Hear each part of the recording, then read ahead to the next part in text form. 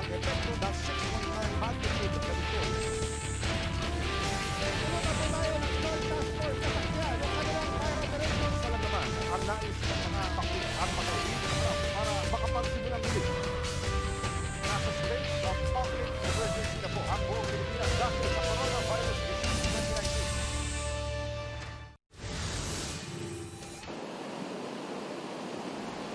Habang hindi pa ramdam sa Baler Aurora ang paparating na bagyong Rolly, may mga nag-surf muna. Ang ilan namang mangingisda maagang pumalaot para kumita. Parating ng bagyo, alam namin yung galaw ng dagat. Kasi magulong na eh. Nauna yung gulong. Tapos pag nauna yung gulong, umuwi na kami. Nandun pa kami sa dagat. Naghahanda na ang lokal na pamahalaan, lalo't sa Aurora inaasahang magla-landfall ang bagyo. Ina-advise po natin sila na wag na munang lumaot kasi ang galing sa silangan yung bagyo and yung dagat natin nasa silangan. So napaka-delikado po nun para sa ating mga mangingisda at biyahero. Maging ang ilang mangingisda sa bayan ng Kasiguran pumalaot na rin habang maayos pa ang panahon. Ang ilan namang magsasaka, nag-ani na ng mga palay. Sa Lawag, Ilocos Norte, itinali na at inilagay sa mas mataas na lugar ang mga bangka. Posibleng pagragasa naman ng lahar mula sa Bulkang Mayon ng isa sa mga binabantayan sa Albay. Nagsagawa na roon ng aerial survey ang mga otoridad at pinag-iingat ang mga residenteng nakatira malapit sa paanan ng bulkan. Ayon sa FIVOX, pwedeng gumalaw ang lahar kapag walang tigil ang ulan. Sa Sorsogon, ngayon pa lang ay abot na sa halos 7 kilometro ang haba ng pila ng mga truck na papunta sa Visayas at Mindanao para maghatid ng mga produkto. Pangamba ng ilan, baka lumala pa iyan kapag naramdaman na ang bagyong Rolly. Habang hindi pa nararamdaman ang tindi ng bagyo, may paalala si Interior Secretary Eduardo Año. Dapat yung magsasagawa na tayo ng pre-evacuation. Hindi na kailangang aantayin mo yung bagyo bago mag-evacuate. Lalo na sa mga low-lying areas, dapat naka-preposition din yung mga relief goods. At dapat ang ating mga local chief executives present talaga. Sa puntong ito, mga kapuso, makausap natin si NDRRMC spokesperson Ginoong Mark Timbal. Sir Mark, magandang hapon. Welcome sa QRT, sir. Sir Emil, good afternoon po at sa lahat po ng mga listeners and viewers natin. Good afternoon. Apo, may paalala po si Interior Secretary Eduardo Año tungkol po sa pre-evacuation. Ito po ba'y nasusunod na, sir? Opo, sir. Ang reglamento po kasi talaga natin sa evacuation ay dapat po mas maaga po itong gawin na wala pa po mismo yung hazard ay nakaalis na po sana yung mga tao sa mga danger zone. At dapat po ay siguraduhin ng LGUs natin na yung mga tao na susundo sa mga evacuees natin, yung tutulong sa pagbiyahe sa kanila ay protektado pa rin, nakamask pa rin, may disinfectant. Pwede makita yung tanong. At meron din po silang dapat social distancing. At yung mga mismong mag-evacuate nating kababayan po ay dapat na nakamask din, protektado rin po sa COVID-19. Doon po sa evacuation center po ay dapat bilang lang po ang mga tao na andon, hindi pwedeng magsisiksikan para makaiwas tayo sa sakit. May health monitoring din po na dapat na ginagawa. At kung meron pong isang evacuee natin na na-identify po na nagpapakita ng mga sintomas ng sakit, hindi po dapat ito idiretso dun sa evacuation center na kasama yung mga general evacuated population. Dapat po sa quarantine area po ito dalhin para makasigurado po tayo na walang mahahawang may sakit. Sir Mark, dahil nga po limitado ang bilang ng pwedeng manatili sa mga evacuation centers, nagkakasya pa po ba ang bilang ng evacuation centers para po sa mga kailangan lumikas? Opo, para matugunan po kasi yung ganyang pangangailangan, ipinag-utos po ng NDRMC sa tulong po ng DILG sa lahat ng mga local government units natin na mag-inventaryo ng mga pasilidad po nila na pwedeng gamitin ng mga gawing evacuation center. Pero hindi po kasama dyan yung pasilidad na ginawang quarantine facility. Kasama din po dyan yung paghahanda sa mga pasilidad na yon para ready ma-occupy anytime at kung gaano karaming tao lang ang pwedeng mag-occupy. Kapag yung local government unit po na yon ay ilan lang talaga yung facility po nila, pwede po silang makipagtulungan sa mga kapwa LGU nila para pag may mga available pa po ng mga facilities sa kapit LGU nila, pwede din pong mag-house pa rin po yun ng ating mga kababayan mag-evacuate. Kamusta naman po ang health monitoring sa mga nasa evacuation centers, Sir Mark?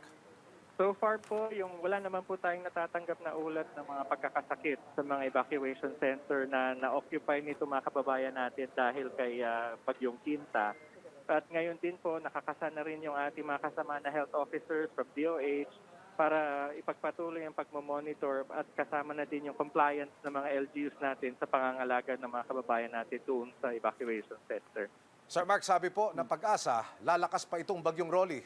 At bago nga po tumama raw sa lupa, posible pa raw umabot sa hanggang signal number 4. Kamusta Tama ang po paghahanda kayo sa dyan. mga probinsya Opo. na inaasahang Kaya- tatamaan ito, Sir Mark?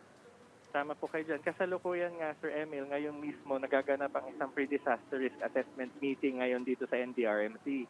At natukoy po natin yung ganyang karakter nitong si Bagyong Rolly. Kaya po lahat ng mga LGUs natin ay binibigyan na po natin ng babala at para simulan na nila ang kanilang mga paghahanda. Specifically po dun sa mga probinsya na nasa Eastern Seaboard at yung mga probinsya na tatahakin ng bagyo, na sana muna pigilan po muna nila yung paglalayag ng ating mga mangingisda para hindi po sila abutan ng sigwa dyan sa dagat. Ayaw po natin mangyari yung kagaya nangyari sa Catanduanes muli na may mga mangingisda na nawala sa dagat at namatay dahil dun sa bagyo. Kasabay din po dyan yung ating babala sa mga LGUs na nakakasakop ng mga landslide prone at saka flood prone, storm surge prone at lahar prone areas na dapat po maagap din sila sa pag-evacuate ng mga kababayan natin. Preparado na dapat po yung mga relief supplies at yung mga pagta-transport po ng mga gagamitin ng ating mga responders, mga rescuers, lahat po ng kanilang mga kakailanganin sa evacuation centers ay dapat nakakasana rin po at handa for deployment. Sir Mark, baka meron pa ho kayong gustong ipahabol sa ating mga kababayan, mga paalala po, sir. Go ahead. Opo.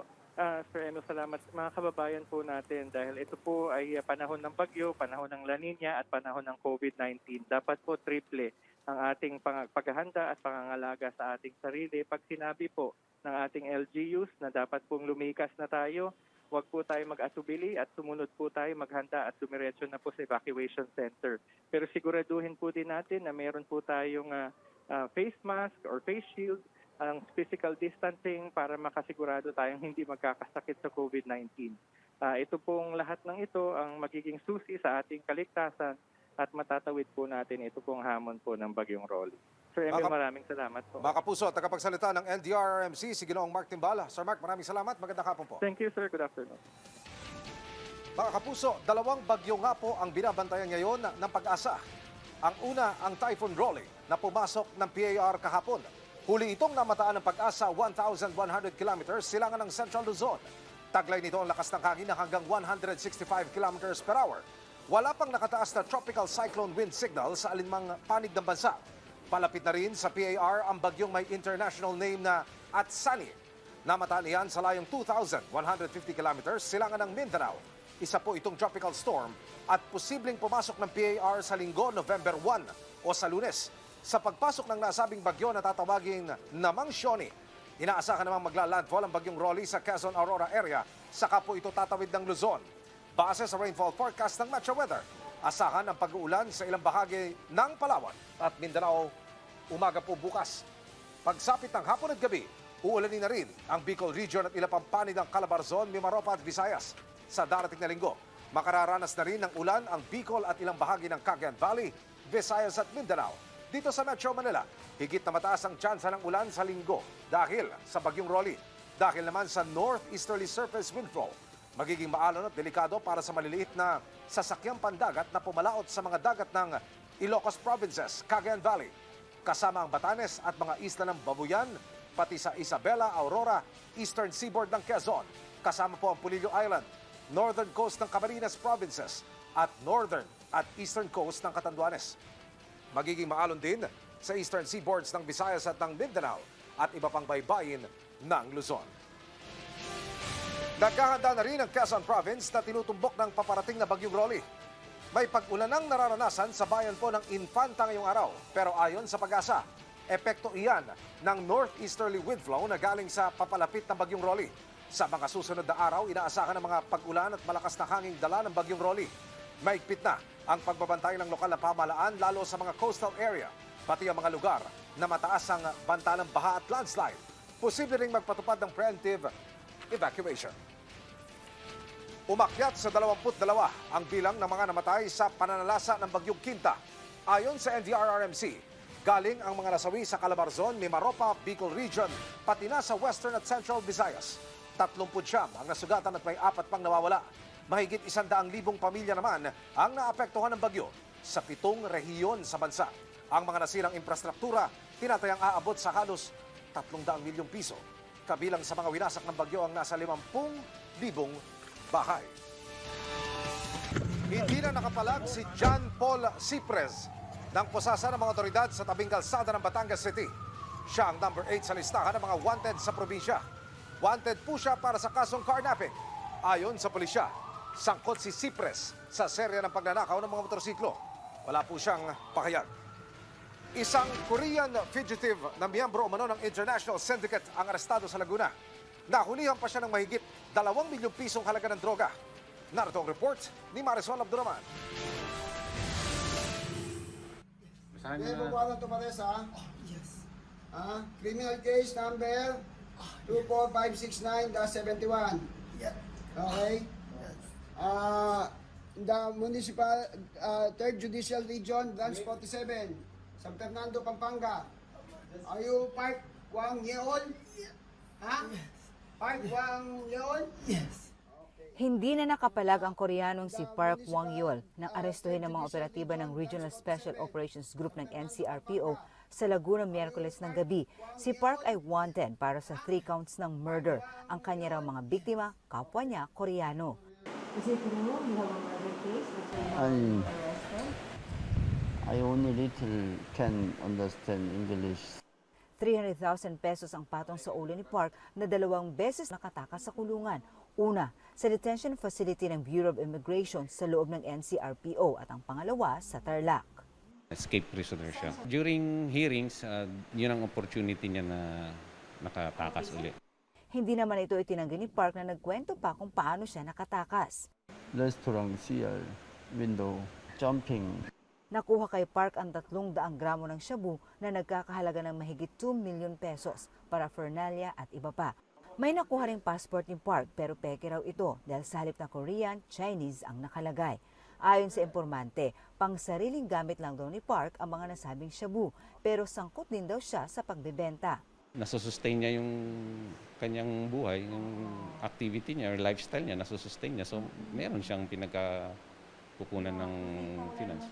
Ayon pa sa NCRPO, konektado ang suspect sa International Drug Syndicate at ang transaksyon sa droga ginagawa online.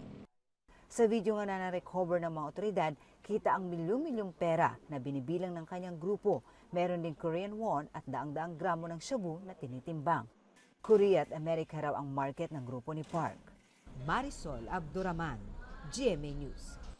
19 milyong halaga ng marijuana ang nakumpiska sa Angeles, Pampanga.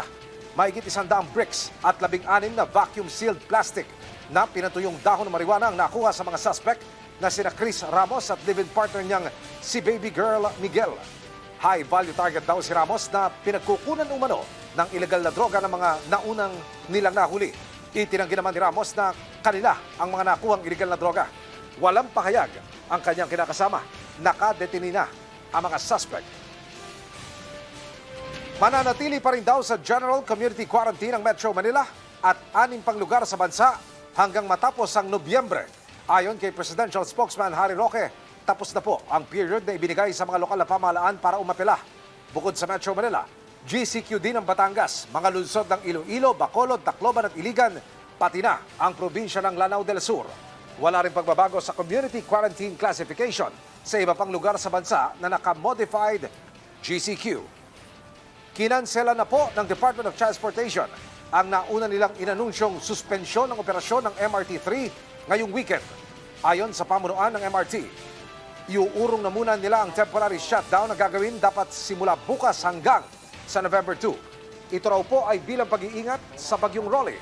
Nais din daw ng pamunuan ng MRT-3 na maprotektahan ang kanilang mga manggagawa na magsasagawa ng maintenance activities sa Taft Avenue Station. Iaanunsyo na lang daw ng MRT-3 kung kailan matutuloy ang weekend shutdown para sa mga repair at maintenance activities. At yan, ang mabibilis na mga balita at informasyon, mga kapuso. 56 days na lang po, Pasko na. Ako po si Gil Sumangil. Para sa Pilipino, ito ang News TV Quick Response Team. Sumusugod kahit saan, sa ngalan ng katotohanan.